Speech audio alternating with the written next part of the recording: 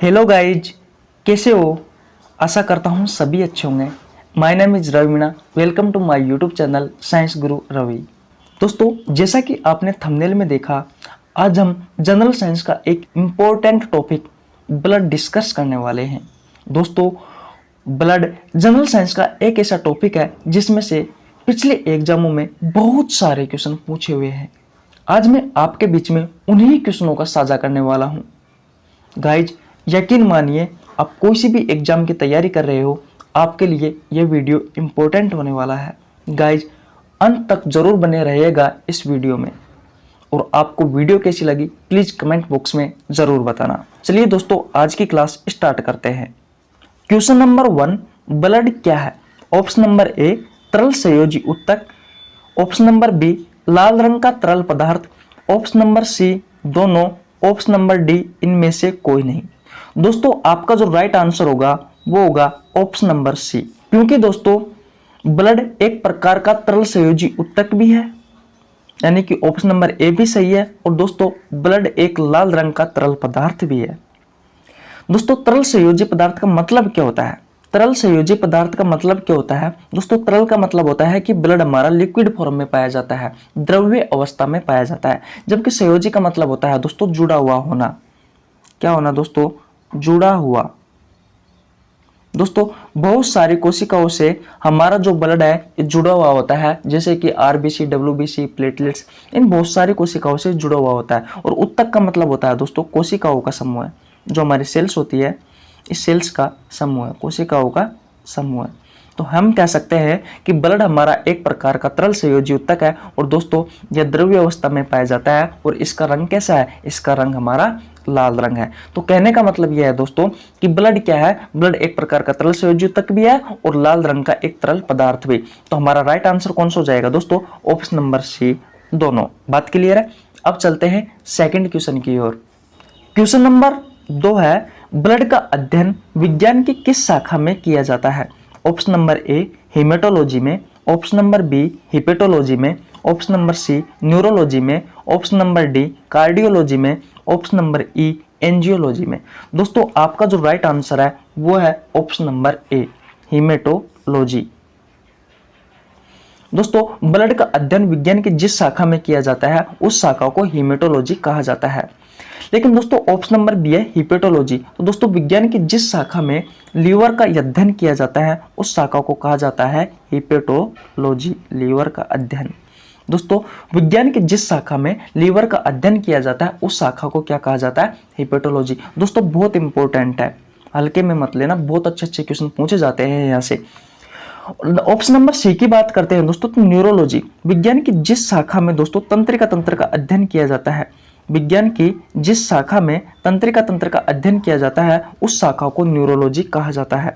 विज्ञान की जिस शाखा में हृदय का अध्ययन किया जाता है, हार्ट का अध्ययन किया जाता है, उस शाखा को कार्डियोलॉजी कहा जाता है। दोस्तों, रक्त का परिवहन का अध्ययन रक्त का परिवहन का अध्ययन विज्ञान की जिस शाखा में किया जाता है उसे एंजियोलॉजी कहा जाता है। दोस्तों, एंजियोलॉजी का जो जनक है वो विलियम हार्वे है। कौन है दोस्तों? विलियम हार्वे है। तो दोस्तों, आपको ध्यान रखना है, मैंने आपसे क्वेश्चन पूछा है कि ब्लड का अध्ययन विज्ञान की किस शाखा में किया जाता है। तो दोस्तों, आपको ध्यान रखना है ऑप्शन नंबर ए, हेमेटोलॉजी। उसी के साथ में दोस्तों, लीवर का अध्ययन विज्ञान की जिस शाखा में किया जाता है वह शाखा है हिपेटोलॉजी। और दोस्तों, उसके अलावा तंत्रिका तंत्र का अध्ययन विज्ञान की जिस शाखा में किया जाता है वह है न्यूरोलॉजी। और हृदय का अध्ययन विज्ञान की जिस शाखा में किया जाता है वह है कार्डियोलॉजी। और दोस्तों, एंजियोलॉजी की बात करते हैं दोस्तों हम, तो रक्त परिवहन का अध्ययन विज्ञान की जिस शाखा में किया जाता है उस शाखा को कहा जाता है एंजियोलॉजी। और आपको पता है एंजियोलॉजी का जनक कौन है? तो एंजियोलॉजी का जनक कहा जाता है दोस्तों विलियम हार्वे को। किसको कहा जाता है दोस्तों? विलियम हार्वे को कहा जाता है। अब चलते हैं अगले क्वेश्चन की ओर। क्वेश्चन नंबर 3 है दोस्तों, रक्त निर्माण की प्रक्रिया कहलाती है। Option number A, ureotelic. Option number B, ammonotelic. Option number C, haemopoiesis. Option number D, कोई नहीं। दोस्तों, आपका जो राइट आंसर होगा वो होगा ऑप्शन नंबर सी, हीमोपोइसिस। दोस्तों, रक्त निर्माण की जो प्रक्रिया है दोस्तों वो कहलाती है हीमोपोइसिस। जबकि दोस्तों, यूरिया का उत्सर्जन की जो प्रक्रिया है, यूरिया का उत्सर्जन की जो प्रक्रिया है वो कहलाती है दोस्तों यूरियोटेलिक। जबकि दोस्तों अमोनिया के उत्सर्जन की जो प्रक्रिया है, अमोनिया के उत्सर्जन की जो प्रक्रिया है दोस्तों, अमोनिया के उत्सर्जन की जो प्रक्रिया है वह अमोनोटेलिक कहलाती है। तो आपका राइट आंसर कौन सा हो गया दोस्तों? हीमोपोइसिस हो गया, क्योंकि रक्त निर्माण की जो प्रक्रिया है दोस्तों वो हीमोपोइसिस कहलाती है। अगला क्वेश्चन है दोस्तों, एक सामान्य व्यक्ति में ब्लड की मात्रा कितनी होती है? ऑप्शन नंबर ए 5 से 6 litre, option number B 7 litre, option number C 3 से 4 litre, option number D 8 litre. दोस्तों आपका जो राइट आंसर हो जाएगा वो हो जाएगा ऑप्शन नंबर ए, ऑप्शन नंबर ए 5 से 6 लीटर। दोस्तों बात की जाए पुरुष में, तो दोस्तों पुरुष का जो एवरेज होता है दोस्तों वो होता है 5 से 6 लीटर, 5 से 6 लीटर। अगर दोस्तों 5 से 6 लीटर ऑप्शन में नहीं है और दोस्तों अगर 5 है तो दोस्तों आपका राइट आंसर कितना करना है? 5 करना है। अगर महिला की बात की जा रही है दोस्तों, अगर महिला की बात की जा रही है तो महिला में जो ब्लड की मात्रा होती है दोस्तों वो होती है 4 से 5 लीटर। अगर दोस्तों ऑप्शन में 4 लीटर है तो दोस्तों आपको राइट आंसर करना है 4। दोस्तों ये आगे वाले जो नंबर होते हैं इन्हीं को ही आपको राइट आंसर करना है। तो ध्यान रखना, अगर आपसे क्वेश्चन पूछा जाए कि एक सामान्य व्यक्ति में ब्लड की मात्रा कितनी होती है तो दोस्तों औसतन 5 से 6 लीटर एक सामान्य व्यक्ति में ब्लड की मात्रा होती है। दोस्तों सामान्य व्यक्ति क्या होता है, इस क्वेश्चन में एक चीज है, सामान्य व्यक्ति क्या होता है? मेरा क्वेश्चन है आपसे कि सामान्य व्यक्ति क्या होता है? दोस्तों सामान्य व्यक्ति वह व्यक्ति होता है जिसमें भार तो होना चाहिए 60 से 70 किलोग्राम और वह अपने शरीर से स्वस्थ होना चाहिए, मानसिक तौर पर स्वस्थ होना चाहिए, उसमें कोई बीमारी ना हो। दोस्तों वह व्यक्ति सामान्य व्यक्ति कहलाता है। बात क्लियर है? अब चलते हैं अगले क्वेश्चन की ओर। अगला क्वेश्चन है, ब्लड व्यक्ति के कुल भार का कितना प्रतिशत होता है? Option number A 7%, option number B 10%, option number C 15%, option number D 20%। तो दोस्तों ब्लड व्यक्ति के कुल भार का कितना प्रतिशत होता है? तो दोस्तों ध्यान रखना है आपको, व्यक्ति के कुल भार का जो हमारा ब्लड होता है वो होता है 7%। कितना होता है दोस्तों? 7%। किस तरीके से होता है अगले क्वेश्चन में आपको अच्छे से पता चल जाएगा। अब चलते हैं अपन अगले क्वेश्चन की ओर।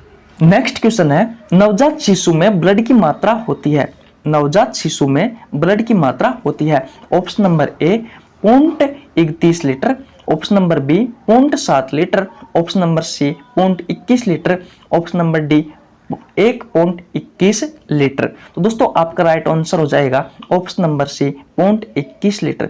दोस्तों पिछले क्वेश्चन में मैंने डिस्कस किया था कि ब्लड व्यक्ति के कुल भार का कितना प्रतिशत होता है। पिछले क्वेश्चन में मैंने डिस्कस किया था कि ब्लड व्यक्ति के कुल भार का कितना प्रतिशत होता है। मैंने दोस्तों उसमें बताया था कि कुल भार का 7% ब्लड होता है। अब मैंने क्वेश्चन पूछा है आपसे नवजात शिशु में ब्लड की मात्रा कितनी होती है, तो 0.21 लीटर होती है। सबसे पहले हम देखेंगे नवजात शिशु का भार। तो दोस्तों नवजात शिशु का जो भार होता है वो होता है 3 किलोग्राम। कितना होता है? 3 किलोग्राम। जब इस 3 किलोग्राम वाले व्यक्ति का जब हम ब्लड की मात्रा निकालते हैं तो मैंने कहा कुल भार का 7% होता है हमारे शरीर में ब्लड। तो दोस्तों 3 किलोग्राम का 7% निकालता हूं दोस्तों, तो 3 × 7/100 यही है। 3 7 21, 21/100 हो गया। अगर मैं इसको हल करता हूं दोस्तों तो कितना आएगा? 0.21 लीटर आएगा। तो मैं कह सकता हूं कि नवजात शिशु में ब्लड की मात्रा होती है वो होती है 0.21 लीटर। कितनी होती है दोस्तों? 0.21 लीटर होती है। अगले क्वेश्चन में और अच्छे से समझ में आ जाएगा आपको। अब चलते हैं अगले क्वेश्चन की ओर। अगला क्वेश्चन है दोस्तों हमारा, अगर कोई व्यक्ति 300 किलो का है तो उसमें ब्लड की मात्रा होती है। Option number A 21 litre, option number B 10 litre, option number C 20 litre, option number D 15 litre. दोस्तों मैंने पिछले क्वेश्चन में डिस्कस किया था कि कुल भार का ब्लड होता है वो 7% होता है। कितना होता है? कुल भार का 7%। 300 किलो का व्यक्ति बता रहा है तो 300 किलो के व्यक्ति में ब्लड की मात्रा निकालनी है तो 7% होता है। तो 300 × 7/100 प्रतिशत निकालने का चिन्ह होता है, 2 0 से 2 0 गए। बात क्लियर है? और सातिया में 21 लीटर। तो हम कह सकते हैं कि अगर 300 किलो का कोई व्यक्ति है तो उसमें ब्लड की मात्रा कितनी हो जाएगी दोस्तों? 21 लीटर हो जाएगी। तो ऑप्शन नंबर ए हमारा राइट आंसर हो जाएगा। यहां तक बात क्लियर है आपको? अब चलते हैं अगले क्वेश्चन की ओर। और दोस्तों आशा करता हूं आपको अच्छे से समझ में आ गया होगा। बात क्लियर है? अगला क्वेश्चन है, ब्लड का पीएच का मान होता है, जो हमारा ब्लड होता है उसका पीएच का मान कितना होता है? Option number A 7, option number B 7.4, option number C 7.8, option number D 6.4। तो दोस्तों हमारा जो ब्लड होता है इस ब्लड का पीएच मान होता है 7.4। कितना होता है दोस्तों? 7.4 होता है। बात क्लियर है? कितना होता है 7.4 होता है। अब चलते हैं अगले क्वेश्चन की ओर। अगला क्वेश्चन है कि ब्लड की प्रकृति कैसी होती है। दोस्तों अभी मैंने पिछले क्वेश्चन में बताया कि ब्लड का पीएच मान कितना होता है 7.4। अब मैंने क्वेश्चन पूछा है कि ब्लड की प्रकृति कैसी होती है। इसके ऑप्शन है, ऑप्शन नंबर ए दुर्बल अम्लीय, ऑप्शन नंबर बी प्रबल अम्लीय, ऑप्शन नंबर सी दुर्बल क्षारीय, ऑप्शन नंबर डी प्रबल क्षारीय। तो दोस्तों कैसी होती है ब्लड की प्रकृति। 7.4 से आपको देख के पता चल रहा होगा कि यह दुर्बल क्षारीय में आता है। किस में आता है ये दुर्बल क्षारीय में आता है। किस तरीके से दुर्बल क्षारीय में आता है वो भी मैं आपको बता देता हूं। दोस्तों एक वैज्ञानिक था सोरेंस नाम का। दोस्तों एक वैज्ञानिक था सोरेंस नाम का, उसने 1909 में एक पीएच स्केल की खोज की थी। किसकी खोज की थी, एक पीएच स्केल की खोज की थी।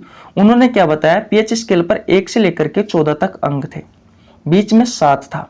7 को दोस्तों उन्होंने उदासीन माना और 7 से 1 की तरफ जाने पर अम्लीयता बढ़ती है और कहा था कि 7 से 14 की तरफ जाने पर क्षारीयता बढ़ती है। दोस्तों 7 से 14 की तरफ जाने पर क्षारीयता बढ़ती है। 14 के समीप को तो कहा था प्रबल क्षारीय और दोस्तों 1 के करीब को कहा था प्रबल अम्लीय। तो दोस्तों 7.4 हमारा पीएच का मान, तो 7.4 को हम कह सकते हैं कि यह इसका मान कितना है, यह दुर्बल क्षारीय की प्रकृति है। तो हम कह सकते हैं कि हमारा ब्लड का जो पीएच मान है दोस्तों वह कितना है 7.4 है और कैसा है दुर्बल क्षारीय है। बात क्लियर हो गई आपको अच्छे से। अब चलता हूं अगले क्वेश्चन की ओर। अगला क्वेश्चन है दोस्तों ब्लड का रंग कैसा होता है। ऑप्शन नंबर ए लाल, ऑप्शन नंबर बी हरा, ऑप्शन नंबर सी सफेद, ऑप्शन नंबर डी काला। दोस्तों आप सबको पता है हमारे ब्लड का रंग कैसा होता है, लाल होता है। और दोस्तों किसके कारण होता है, दोस्तों हीमोग्लोबिन होता है हमारे ब्लड में। इस हीमोग्लोबिन में हिम वर्णक होता है। इस हिम वर्णक के कारण हमारा ब्लड का रंग कैसा होता है, लाल होता है। और दोस्तों किस धातु के कारण, तो दोस्तों फेरस धातु के कारण होता है। बात क्लियर है। अगर डायरेक्ट पूछा जाए कि हमारा ब्लड का लाल रंग किसके कारण होता है, तो दोस्तों हीमोग्लोबिन के कारण होता है। वर्णक पूछा जाए तो हिम वर्णक के कारण होता है। धातु पूछी जाए तो दोस्तों फेरस धातु के कारण होता है। दोस्तों अगले क्वेश्चन पर जाने से पहले मैं आपको एक चीज बता देता हूं। दोस्तों इस ब्लड वाले चैप्टर में मैंने 12-13 क्वेश्चन लिए हैं जो कि दोस्तों केवल ब्लड से संबंधित है। लेकिन दोस्तों WBC, RBC, platelets, plasma, haemoglobin, इन पे दोस्तों मैं अलग से क्लास बना चुका। अगर आपको वो क्लास देखनी है दोस्तों तो डिस्क्रिप्शन में जाओ, लिंक मिल जाएगा आपको, वहां पर जाकर आप चेकआउट कर सकते हो। दोस्तों बहुत अच्छे क्वेश्चन मैंने डिस्कस किए हैं। आपकी एग्जाम की दृष्टि से वे क्वेश्चन बहुत इंपॉर्टेंट होने वाले हैं। तो दोस्तों अगर आप हमारे चैनल पर नए हो तो चैनल को सब्सक्राइब कर सकते हो, वीडियो को लाइक कर सकते हो। अब दोस्तों चलते हैं अगले क्वेश्चन की ओर। अगला क्वेश्चन है दोस्तों हमारे शरीर में रक्त का निर्माण कहां पर होता है। ऑप्शन नंबर ए अस्थि मज्जा में, ऑप्शन नंबर बी हृदय में, ऑप्शन नंबर सी फेफड़ों में, ऑप्शन नंबर डी किडनी में। तो दोस्तों आपका राइट आंसर होगा वो होगा ऑप्शन नंबर ए अस्थि मज्जा में। क्योंकि दोस्तों हमारे शरीर में जो रक्त का निर्माण होता है वो अस्थि मज्जा में होता है। किस तरीके से होता है दोस्तों, अस्थि मज्जा पाया जाता है जैसे कि ये कोई बड़ी हड्डी है, हड्डियों के बीच में एक खाली जगह होती है, जैसे कि ये कोई खाली जगह है। इस खाली जगह में एक द्रव भरा रहता है और इस द्रव को कहा जाता है अस्थि मज्जा। और इसी अस्थि मज्जा में हमारे ब्लड का निर्माण होता है। किसका निर्माण होता है, हमारे ब्लड का निर्माण होता है। ब्लड में क्या होता है RBC, WBC, प्लेटलेट्स, प्लाज्मा, ये सब पाए जाते हैं। तो ये सब अस्थि मज्जा में इनका निर्माण होता है। बात क्लियर है। अगर कोई आपसे पूछे कि हमारे शरीर में रक्त का निर्माण कहां पर होता है तो अस्थि मज्जा में होता है। एक क्वेश्चन हो रहा है दोस्तों इसी से संबंधित, लेकिन वो अगले क्वेश्चन में डिस्कस करने वाला हूं। अब चलते हैं अपन अगले क्वेश्चन की ओर। अगला क्वेश्चन है हमारा नवजात शिशु में ब्लड का निर्माण होता है। ऑप्शन नंबर ए पलिया में, ऑप्शन नंबर बी यकृत में, ऑप्शन नंबर सी दोनों में, ऑप्शन नंबर डी कोई नहीं। तो दोस्तों आपका राइट आंसर कौन सा हो जाएगा, ऑप्शन नंबर सी दोनों। दोस्तों अभी आप कहोगे कि आपने पिछले क्वेश्चन में बताया था कि हमारे ब्लड का निर्माण होता है वो अस्थि मज्जा में होता है। लेकिन जी हाँ दोस्तों वो क्वेश्चन सही था। ब्लड का निर्माण हमारे शरीर में अस्थि मज्जा में होता है। लेकिन बात यहाँ पर नवजात शिशु की हो रही है। किसकी, नवजात शिशु की। और दोस्तों नवजात शिशु होता है उसमें हमारी हड्डियां अच्छे से ग्रो नहीं कर पाती, अच्छे से बन नहीं पाती। जब दोस्तों हड्डी ही नहीं बनेगी तो अस्थि मज्जा कहां से बनेगा, तो अस्थि मज्जा नहीं बनेगा तो हमारे शरीर में ब्लड कहां से बनेगा। लेकिन दोस्तों ऐसा कुछ नहीं, हमारे शरीर में ब्लड बनता है और ब्लड बनाने का कार्य कौन करता है, पलिया करता है और यकृत करता है। ये शरीर के ऑर्गन्स है, शरीर के अंग है। तो दोस्तों आपको ध्यान रखना है, अगर कोई आपसे क्वेश्चन पूछे कि नवजात शिशु में ब्लड का निर्माण होता है तो पलिया व यकृत में होता है। तो आपका राइट आंसर कौन सा हो जाएगा इस टाइम, ऑप्शन नंबर सी दोनों। बात क्लियर है। अब चलते हैं अगले क्वेश्चन की ओर। दोस्तों आज का हमारा अंतिम क्वेश्चन है ब्लड की उत्पत्ति भ्रूण के किस भाग से होती है। ऑप्शन नंबर ए एक्टोड्रम से, ऑप्शन नंबर बी मेसोड्रम से, ऑप्शन नंबर सी एंडोड्रम से, ऑप्शन नंबर डी कोई नहीं।